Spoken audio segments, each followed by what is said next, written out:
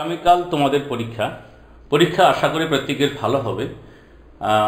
তোমরা চেয়েছিলে একটি মডেল প্রশ্ন, কেমন প্রশ্ন হতে পারে, তো সেই প্রশ্ন নিয়ে আলোচনা করব এমসিকিউর উত্তর সহ। তাহলে প্রথমে দেখো যে 15টি প্রশ্ন থাকে এমসিকিউ, এখানে কোনো অথবা থাকে না। প্রথম প্রশ্ন হচ্ছে আর্যাবর্ত বর্ণনম গদ্যাংশটি নলচম্পুর কোন উচ্ছ্বাসের অন্তর্গত? তাহলে উত্তর হচ্ছে প্রথম উচ্ছ্বাসের অন্তর্গত। আর্যাবর্তনম পাঠ্যাংশে স্ফোট প্রবাদ কথাটির দ্বারা কি বোঝানো হয়েছে? উত্তর হচ্ছে শব্দ ব্রহ্মবাদ। বনগতা গুহা গল্পটি কোন নগরের কাহিনী? উত্তর হচ্ছে পারসিক নগর। কনক শব্দের অর্থ সোনা।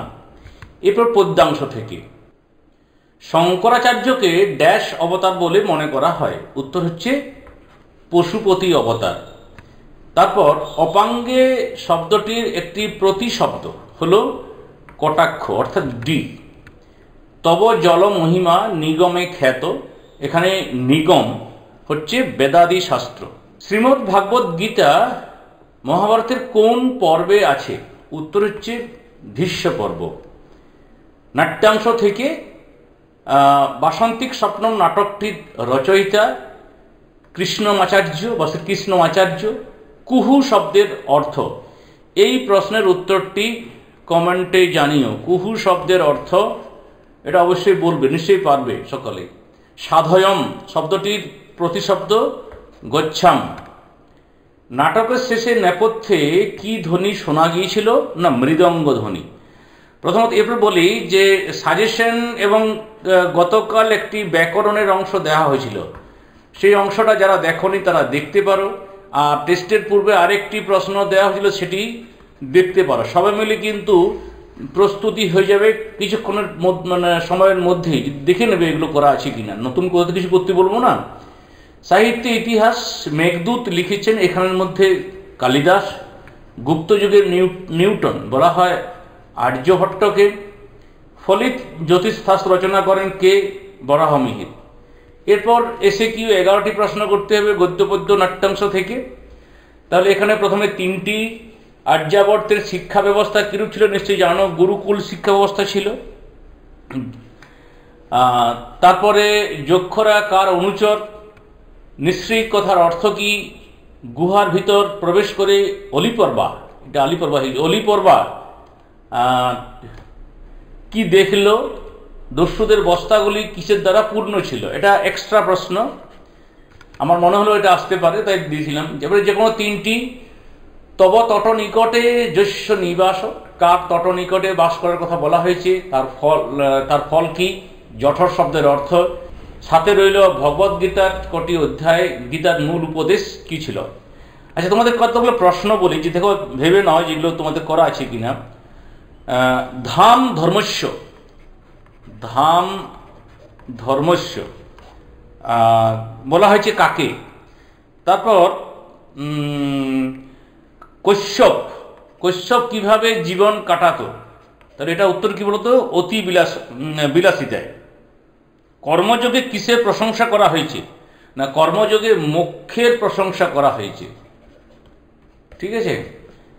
নাট্যাংশ থেকে নাটকে প্রাসঙ্গিক অথচ মঞ্চে উপস্থিত হয়নি এমন 2 চরিত্রের নাম উল্লেখ করো। প্রমোদ কে ছিলেন? রাজা কি কারণে উদ্বিগ্ন ছিলেন? কন্যার প্রতি ইন্দু শর্মার কি আজ্ঞা ছিল? বাসন্তিক স্বপ্নম নাটকটি কোন ভাষায় লেখা? ইংরেজি, যা নিশ্চয়ই জানো। কার সংলাপ দিয়ে শুরু হয়েছে? ইন্দ্রবর্মার সংলাপ দিয়ে শুরু হয়েছে। চাঁদের ক্ষয় পাওয়ার আগমন বার্তা ঘোষণা করেন কে? ঘোষণা করে কি? না, অমাবস্যা। সাহিত্য ইতিহাস ভাস কয়টি নাটক লিখেছেন? একটি সংস্কৃত বিয়োগান্তক নাটকের নাম লেখো। বরাহমিহির রচিত জ্যোতিষশাস্ত্র বিষয়ক গ্রন্থটির নাম লেখো। এরপর এখানে বড় প্রশ্ন, ত্রিবিক্রম ভট্ট আর্যাবর্ত ও স্বর্গের তুলনা যেভাবে করেছেন তার বর্ণনা দাও। অর্থাৎ এর সাথে তোমাকে কিন্তু সারাংশটা দেখে রাখতে হবে, যদিও এটা করলে সারাংশটা হয়ে যাবে অনেকটাই। বনগতা গুহা গল্পাংশ অবলম্বনে কশ্যপ ও অলিপর্বার অর্থনৈতিক অবস্থা বা আর্থিক অবস্থার কথা আলোচনা করো। আর অলিপর্বার চরিত্রটা একবার দেখে রাখবে। এরপর পদ্যাংশ থেকে গঙ্গার মহিমা আর মিথ্যাচারী কারা? মিথ্যাচারী অপেক্ষা শ্রেষ্ঠ কারা ও কেন? এছাড়া কর্মযোগ এই বিষয়টির সারাংশ অবশ্যই দেখে রাখবে একবার, কর্মযোগের সারাংশ।